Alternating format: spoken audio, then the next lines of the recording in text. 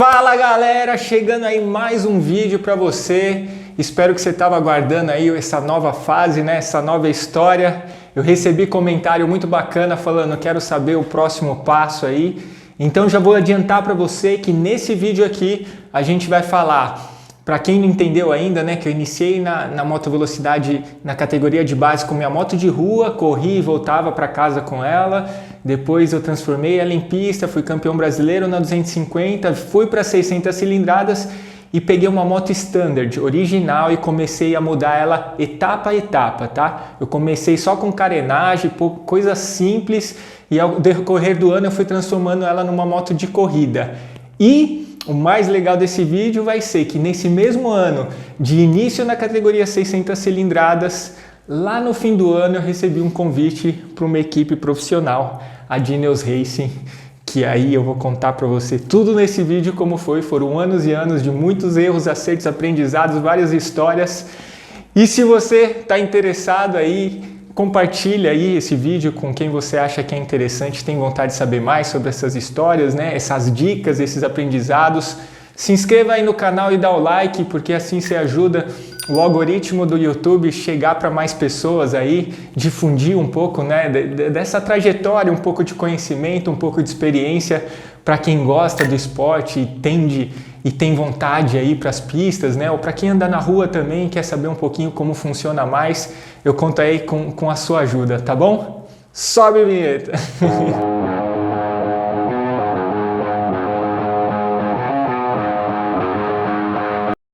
Então galera, eu vou contar para vocês como é que foi aí, só que eu vou recapitular, tá? Se você chegou no vídeo agora e ainda não entendeu nada que eu falei esses minutinhos, resumindo simples assim, 2013 foi um ano que eu decidi subir para 600 cilindradas por conta própria. Eu entrei na motovelocidade como um hobby mesmo, eu me apaixonei pelas pistas, pela ideia de me aprimorar, de me aperfeiçoar e sentir a adrenalina ali da moto num lugar controlado, seguro e que me fazia tão bem.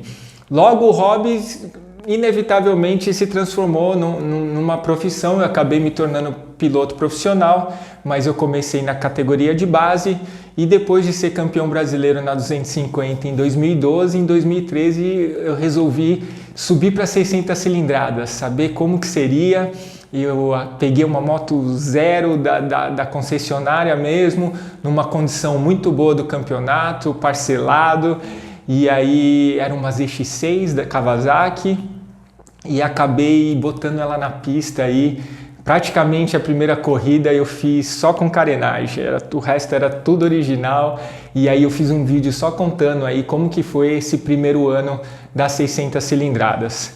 A parte bacana que vale você saber foi que a cada etapa, normalmente a gente corria 10 etapas no ano, tá? Então quase uma por mês, começava sempre em fevereiro ou março e até novembro ou dezembro, e uma etapa por mês. A maior parte das etapas era no Autódromo de Interlagos, em São Paulo, e algumas viagens fora. Então sempre ia ou para Cascavel, no Paraná, ou ia para Curitiba, ou os dois juntos, ou Goiânia, ou Santa Cruz do Sul, ou Brasília, enfim.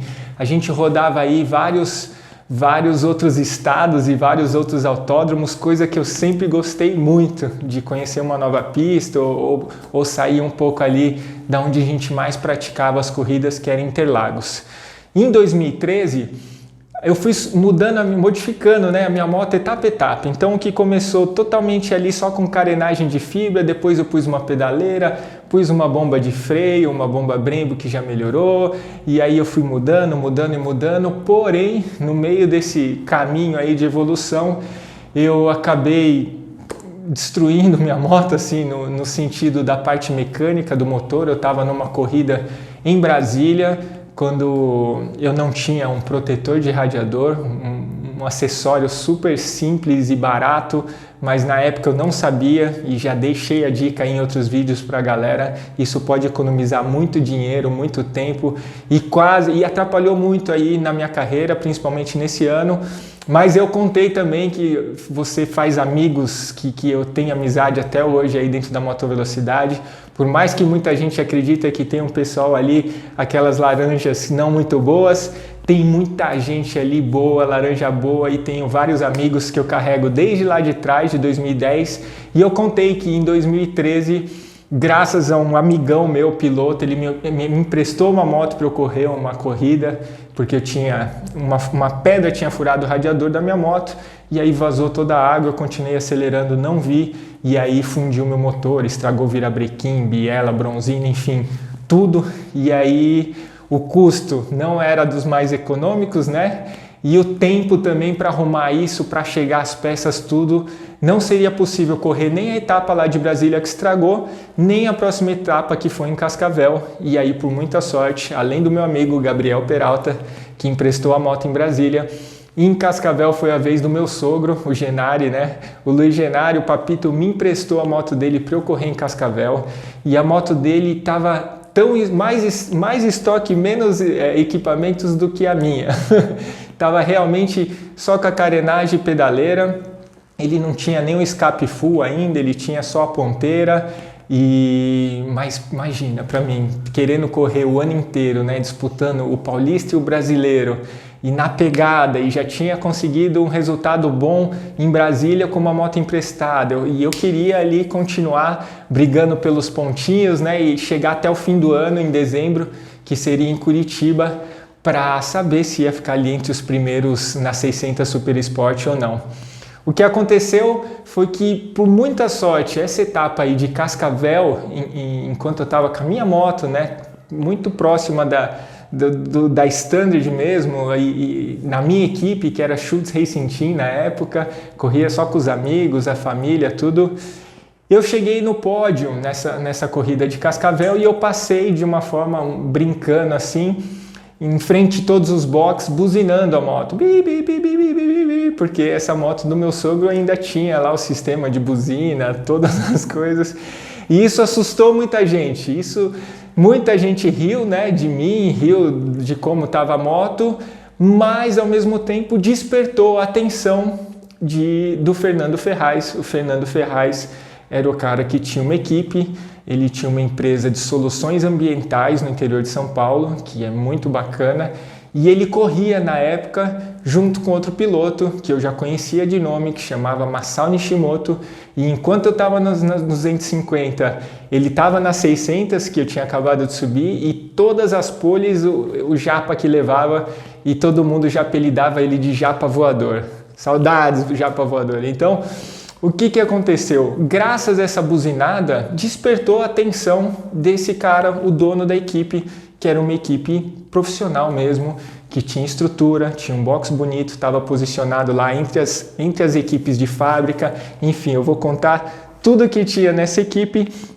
E depois dessa corrida, ele veio no meu box para poder conversar comigo, para entender por que tinha a buzina, e ver minha moto, e ver o box como estava, e saber quem é esse cara que estava buzinando. E aí eu me apresentei para ele, expliquei toda a situação, contei um pouquinho da carreira, da jornada, que comecei na base, e aí deu certo de ser campeão brasileiro, fui para 600, que esse era o primeiro ano das 600, e que estava evoluindo ainda. Tinha contado, infelizmente, né, o acidente de Brasília, o acidente não, o percalço, né, o revés que eu tive aí com o motor da minha moto em Brasília. Expliquei para ele que corri com uma moto emprestada lá e que estava com a moto do meu sogro em Cascavel então, e ele não tinha feito muitas mudanças e modificações e tinha buzina. E eu falei que achei muito legal chegar com a moto lá na segunda posição e passando buzinando para todo mundo.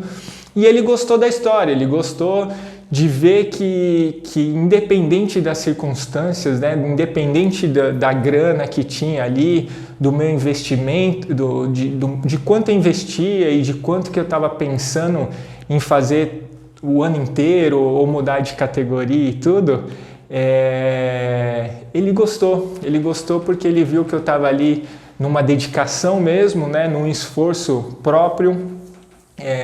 Ainda estava poucos patrocinadores, tinha mais apoiadores, mas já tinha que fazia total diferença e fazia o porquê e como eu estar lá, porque realmente só do bolso seria muito difícil. Eu já estou devendo aqui para vocês um vídeo só falando, né, de patrocinadores, qual que é o primeiro passo que você tem que ir, quais são as pessoas, enfim, eu vou fazer esse vídeo aí, já está na manga aí, tentando passar um pouquinho sobre a minha percepção e sobre como que eu fiz aí e como que você consegue, além de levar vários nãos, né, porque você já tem que estar preparado para isso, se você quiser correr atrás, porque é normal, mas pode ser que alguns sims funcionem e isso vai ser vital para você continuar nessa carreira aí, que qualquer ajuda, qualquer apoio, qualquer parceria, patrocínio, tudo é sempre muito bem-vindo. Eu continuo até hoje tomando vários nãos, mas sempre tentando e vai e volta, enfim, é normal do atleta. Depois dessa conversa, eu fiquei muito animado, tá? Eu falei, nossa, voltei para São Paulo e eu gostei que um cara realmente viu ali. Enquanto eu estava na 250 e fui campeão brasileiro, ainda não tinha essa visibilidade de subir para 600 e ter um tempo rápido na pista, né?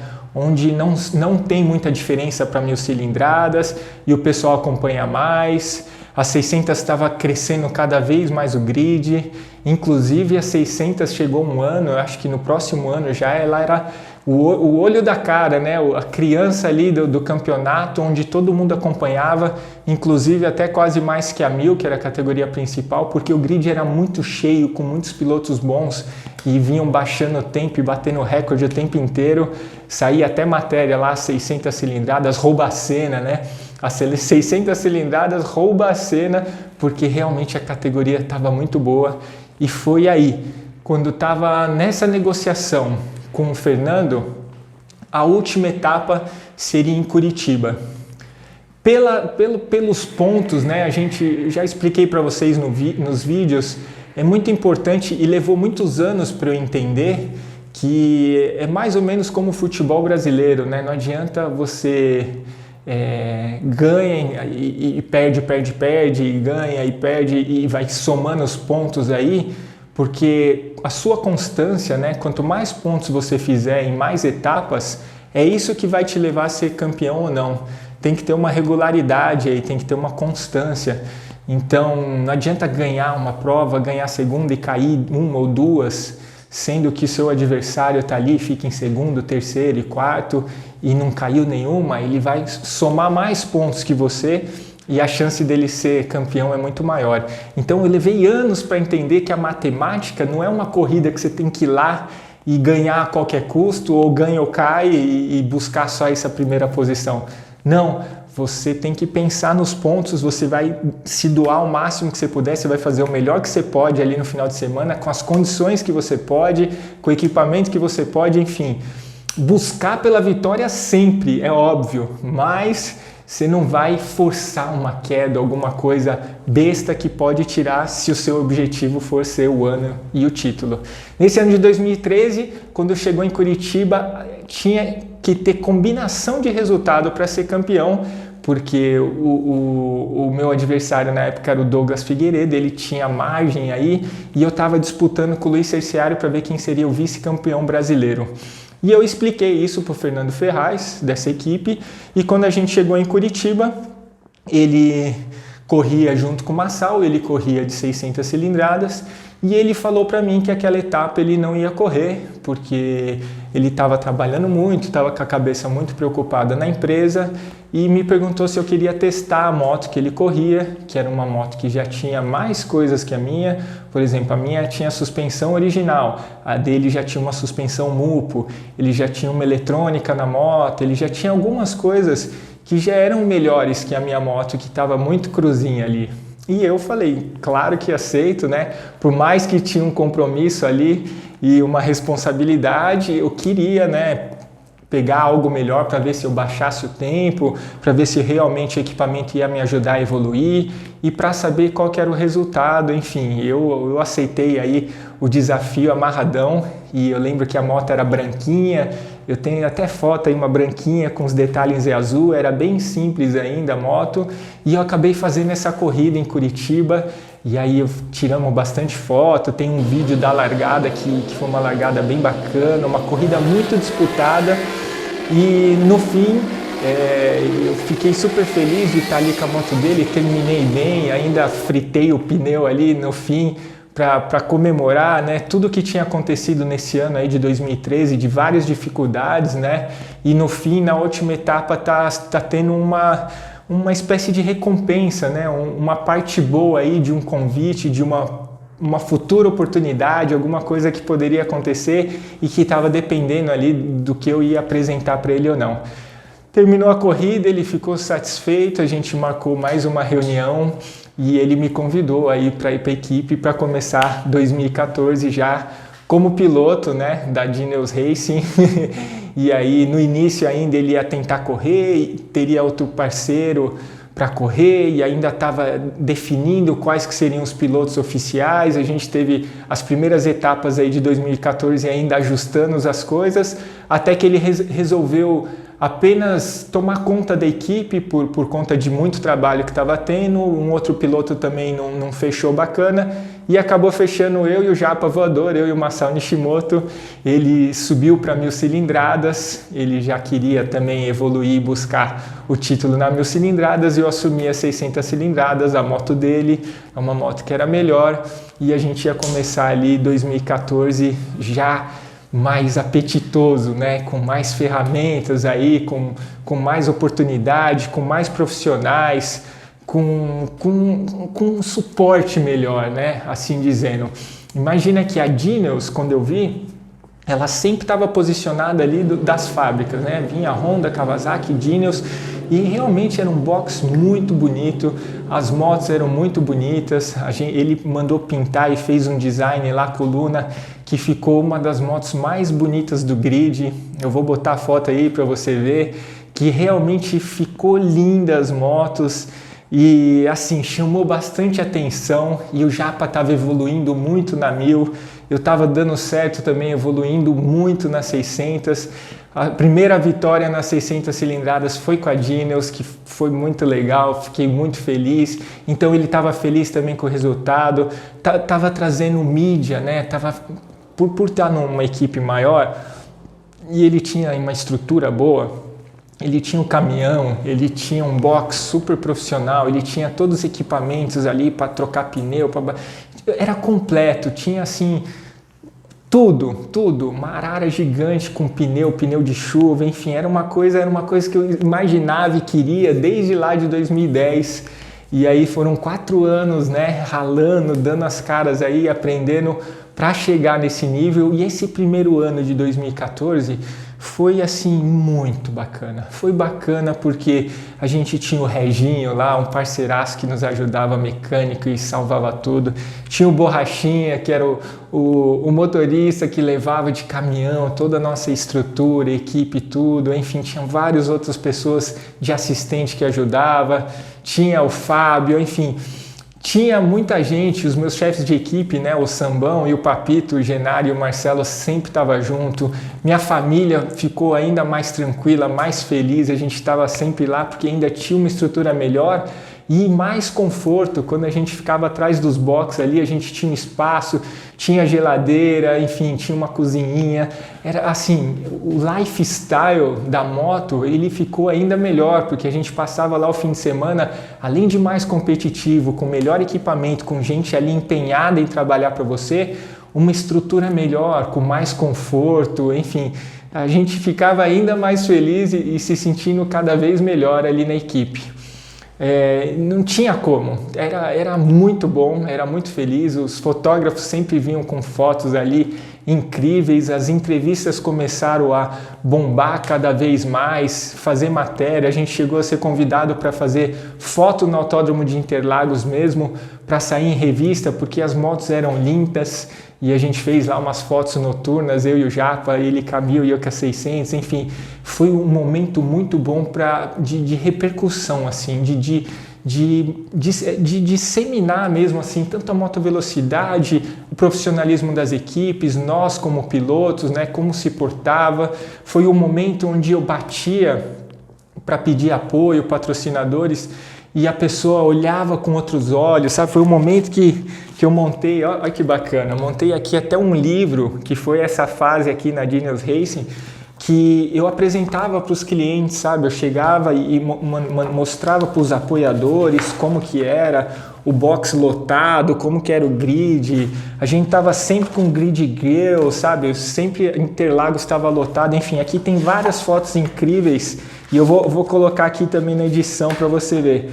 Mas realmente a moto era um espetáculo, era linda, chamava muita atenção e foi um momento muito legal que a gente foi evoluindo, baixando o tempo, aprendendo mais. Eu estava mais focado ainda a me aprimorar para ser piloto, e aí os adversários também estavam cada vez melhores, porque tinha muita gente boa, a molecada estava boa. O Douglinhas estava lá de novo, o Cerciari estava lá de novo, o Mateuzinho estava lá de novo, o Danilo Lius, que todo mundo conhece aí, estava lá também. E no fim, entre vitórias e quedas e quebras e erros nossos, erro da equipe, eu cheguei a ganhar a prova para nós e bater recorde da pista e ficar feliz. Mas logo no segundo momento eu fui fazer um treino e fiz uma besteira, erro totalmente meu. Quando você ganha uma prova, tem que tomar muito cuidado com o ego, né? Porque realmente ele dá uma inflada. E aí eu vim de uma vitória no Sul, no Velopark, e aí cheguei em Interlagos e queria já baixar o tempo em Interlagos, porque eu achei que eu estava melhor, que eu estava empenhado, e fui querer evoluir e baixar tempo num track day. Então fica aí o toque. Eu não sei se você já vai para track day, né, que é dia de treino, ou se você já é piloto ou não. Tem que tomar muito cuidado, e uma dos meus aprendizados nessa fase aí foi que é muito complicado você querer misturar e querer fazer tempo, né? Baixar tempo, ter performance no track day no meio de pessoas que estão chegando ainda. E assim, o erro foi meu, eu acabei tendo um acidente lá, porque eu queria fazer minha melhor volta, mas na bateria tinham pilotos de vários níveis e acabei colidindo com um piloto que estava a primeira vez na pista e, enfim, foi um acidente que aconteceu. E a moto, que estava toda bonitinha, linda, arrumada, estava um filete, acabado de vir de uma vitória lá no Sul. Nesse treino eu dei um PT nela, assim, caí lá na frenagem do S do Senna. Tem uma foto que eu estou olhando para ela assim, e ela rachou o quadro em 3 partes. Ela detonou realmente, furou o tanque, vazou gasolina, enfim, detonei a moto por uma besteira, um vacilo de querer evoluir no meio de um track day, e esse track day nem estava lá organizado, os boxes não estavam liberados nesse ano, a gente estava tudo no lajão lá de Interlagos, e tinha acabado, enfim. Nesses momentos que você erra e tem que aprender de uma forma dura, né? Então doeu no financeiro, porque a moto machucou muito, não quebrei nada, mas fiquei bem dolorido. Mas o que mais machucou aí foi o mental, o emocional, né? Que desabou aí por conta de uma besteira. E aí um processo que aconteceu, mais uma vez aí, a moto foi para o hospital, porque o dano foi grande, eu tive que soldar esse chassi e alinhar, enfim, foram várias coisas que teve que fazer, e a moto no fim ficou um bom tempo ali também no hospital para poder voltar para mim nas mãos, e eu fiquei bem chateado.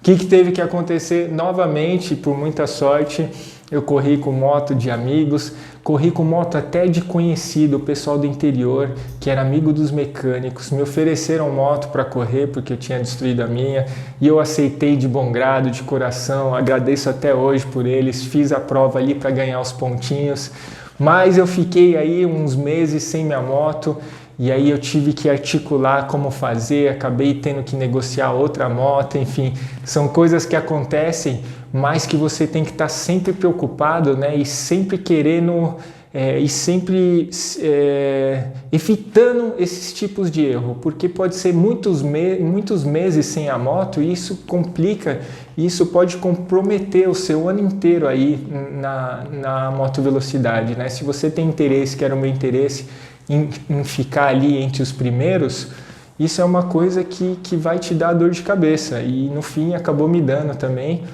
por besteira. Mas eu sei que no fim desse primeiro ano a gente foi para para a última etapa do ano em Brasília. Em Brasília não, desculpe, em Goiânia. E eu estava empatado em números de pontos entre eu e o Danilo Lewis. Ali quem levasse a corrida seria o campeão brasileiro, né? E o Danilo sempre foi um piloto essencial, assim, fundamental na motovelocidade, sempre evoluiu muito, eu sempre vi ele como espelho.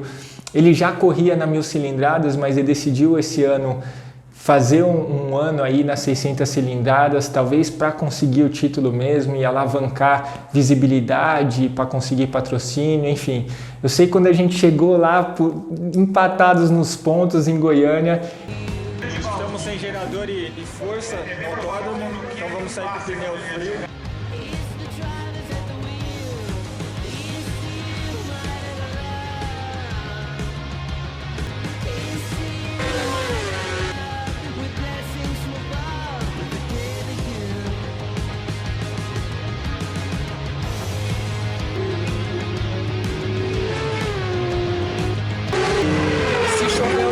A gente fica na torcida, a gente garante a pole, ganha um pontinho do sábado e iguala o campeonato. Vai pra corrida amanhã 0-0, mas a única coisa que eu posso te passar é que a minha parte eu tô tentando fazer, porque eu tô íntegro.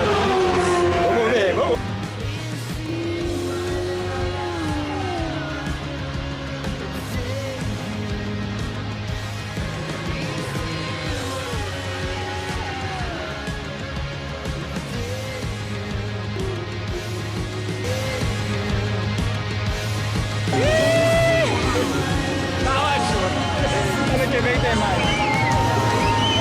Ele chegou uma posição na minha frente e ele acabou sendo campeão. Eu fiquei como vice-campeão paulista e brasileiro, mas a gente falou, ano que vem vamos tentar de novo.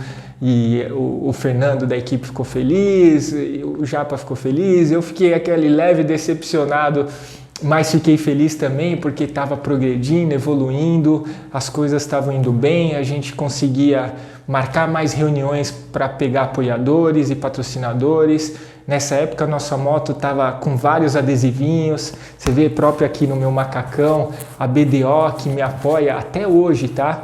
A BDO tá comigo desde a Ninja 250, eles gostaram que eu tinha subido de categoria, a visibilidade no box estava melhor, a moto estava mais linda, a Rota Kawasaki estava junto também, o Daniel, o doutor, tinha o capacete LS2, o macacão Racetec, esse macacão na época eles fizeram para mim e para o Japa Voador sob medida lá na Itália e mandou de volta, enfim, no fim o pessoal da Odio, sabe, das malas lá acabaram vendo e fechou um apoio também, a gente carregava, transportava nossos macacões, aí os equipamentos tudo com as malas e mochila da Odio, enfim, uma coisa foi levando a outra e a gente estava empolgado, né, nesse momento, para poder conseguir mais e gastar cada vez menos do bolso e tentar fechar aí uma conta bem bacana. Virou o ano para 2015, já que a gente vive aqui no Brasil, né? E as coisas aqui no Brasil de tempos em tempos aparece uma crise. Infelizmente apareceu uma crise ali no setor da empresa mesmo, do Fernando, na Genius, né, que era soluções ambientais. Ele trabalhava com reciclagem de produto, de pequenos produtos, então ele pegava lixo, separava as coisas e fazia essa reciclagem, e era uma solução ambiental que eu achava muito bacana, mas o setor dele foi muito afetado aí nesse ano. Ele começou a falar pra gente que ele teria que ajudar um pouco menos, e aí eu conversei com o Jap, e aí a gente estava vendo como que poderiam fazer as coisas, porque ele não conseguiria mais dar aquele suporte todo que ele deu no ano anterior. Mas nossa paixão estava lá ainda, né? Tanto a minha quanto do Massal, e a gente foi vendo como que a gente conseguia se juntar ali, unir forças minha, dele, do mecânico, da equipe, da família, dos amigos, para manter essa estrutura, porque no fim a estrutura acabava saindo caro, né? Porque o transporte de um caminhão grande, que era aqueles caminhões grandes mesmo, todo um box completo, enfim, dava um pouco de trabalho e a logística não era tão simples, mas a gente carregou aí 2015 também, viajando para cima e para baixo, até porque junto com essa crise 2015 Interlagos ficou fechado, então o campeonato inteiro foi em viagens, o que encareceu aí um pouco mais a vida de todos os pilotos, e a gente teve que viajar para cima e para baixo o Brasilzão inteiro. A gente foi 2 vezes para Goiânia, a gente foi para o sul, a gente foi para vários lugares, e assim o custo ficou um pouco mais alto do que um deslocamento em São Paulo, que quando tinha 5 ou 6 etapas em Interlagos, isso viabilizava muito mais. Enfim, chegou aí, a gente foi evoluindo entre erros e acertos, o Japa evoluindo. Teve uma etapa em Goiânia que ele fez uma super pole lá da 1000 muito bem, ele ia largar em segundo no meio das motos da Honda de fábrica, porque o Japa estava cada vez melhor e ele estava encaixadinho lá com a pista. Eu lembro a felicidade que a gente ficava, tanto minha quanto dele, quando a gente conseguia bons resultados. E aí no fim, que depois da volta que ele fez da Superpole, que já ia largar em segundo, ele foi evoluir mais um pouquinho na volta, porque a gente sempre quer um pouquinho, e acabou tomando aí uma queda, um high side, e acabou caindo e quebrando a clavícula. Então a gente saiu desse treino aí com o Japa, fomos pro hospital e tivemos que ver o que ia fazer com ele, pôs uma tipóia, depois futuramente ele teve que fazer uma cirurgia. E no outro dia a gente foi lá, na hora do grid da 1000 cilindradas Pro, tava lá o espaço vazio do Japa, que ia largar em segundo, mas estava todo quebrado, coitado, e isso daí eu tenho certeza que deu uma decepcionada nele, né, na gente, na equipe, tudo, e ele ia ficar afastado aí um período da moto. Tudo isso aconteceu e essa recuperação, ela é chatinha, né, ela demora um pouco. Para começar 2016, o Massal já também não estava tão animado, as coisas não estavam tão boas aqui no Brasil para todo mundo, e aí no fim o Japa acabou falando que ia fazer uma etapa ou outra, ia se recuperar 100%, que ele estava focado também no trabalho, enfim, tinha as questões dele, e eu acabei meio que assumindo aí junto com o meu chefe de equipe, né, os dois, para a gente fazer esse deslocamento das viagens São Paulo, e a gente começou a fazer praticamente tudo, né? Vinha para a empresa para poder subir, né, as coisas no caminhão, ou na Towner, ou na van, que o Fernando ainda disponibilizava tudo para a gente, e aí chegava lá, a gente montava o box, montava as coisas, cuidava da moto, fazia tudo, enfim, era uma coisa bem próximo do que estava antes na raça, mas ainda com muita vontade, com muito desejo de evoluir. A 600 cilindradas estava cada vez melhor, e junto com um piloto bom, né, você vai evoluindo inevitavelmente, e mesmo com esses contratempos, com essas dificuldades, a gente fazia isso. Nosso fim de semana ia mais longo, né, porque começava um dia antes só para montar tudo, aí tinha viagem, montava tudo, corria mais um dia para voltar, enfim, tudo aumentou. Mas a gente estava fazendo aí com muito amor, muito carinho, muita paixão, e continuava tentando demonstrar aí resultado e retorno para os nossos patrocinadores, para os nossos apoiadores, para a equipe, enfim. Foi muito bom também em 2016, e por mais raça que tenha sido tudo, a gente conseguiu aí o título de campeão, né, paulista nas 600 cilindradas, que foi o ano que a 600 estava assim, o ano mais de grid mais cheio, com mais piloto bom mesmo.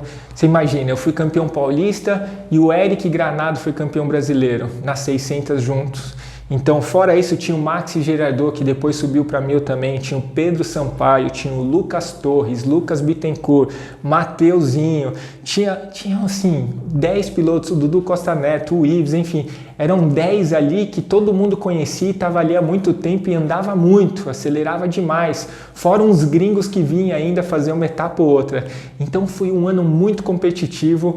E na Dinos mesmo, né, do jeito que a gente está aqui com essa equipe responsa, a gente vestiu a camisa até o fim, conseguimos esse título aí tão sonhado, tão feliz, tão bacana, e foi um jeito muito bacana aí de terminar esse relacionamento com a Dinos. A gente teve alguns contratempos aí no meio do caminho, a gente teve algumas dificuldades com a oficina que a gente trabalhava. Eu cheguei a ter que arrumar minha moto na concessionária da JK Kawasaki mesmo para deixar.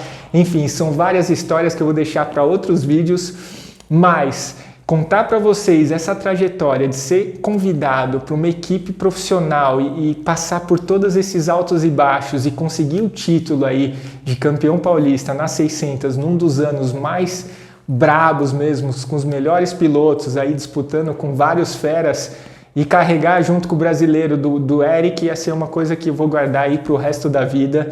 Tem lá a fotinho, né? Tem os vídeos, tem entrevista.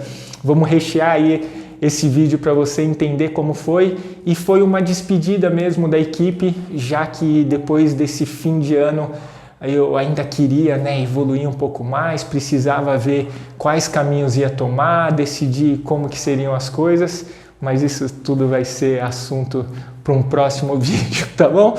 Eu só sei que foi uma experiência incrível de Ineos Racing, muito obrigado até hoje por todo mundo que passou e me ajudou. Comecei em uma etapa só no fim de 2013, aí 2014 inteiro, 2015 inteiro, vice-campeão paulista e brasileiro os 2 anos. E em 2016 deu certo do título de campeão paulista aí e fechei esse ciclo com a Ineos. São meus amigos até hoje, a gente se fala por telefone, por WhatsApp, tudo, mas foram fundamentais aí na minha carreira, na minha evolução, no meu aprendizado, e eu só tenho a agradecer. Galera, é isso, mais um vídeo aí cheio de história, cabeça bombando, quantos momentos bacanas, você vai ver foto aí, como que era o nosso box, o grid, nossa, tinha grid grill que a galera adorava, tinha muita gente lá, enfim, era incrível. Se você gostou, dá aí o seu joinha de novo, manda aí por WhatsApp para alguém que você conheça aí, essa história bacana, compartilhe, comente aqui. A gente está fazendo muito vídeo aí baseado nos comentários, que é muito bacana saber o que você está pensando, alguma dúvida que você tenha que eu possa ajudar, e, enfim, vale muito a pena aí a sua interação, nos ajuda muito e eu conto com você no próximo vídeo, tá bom? Um abraço! Au!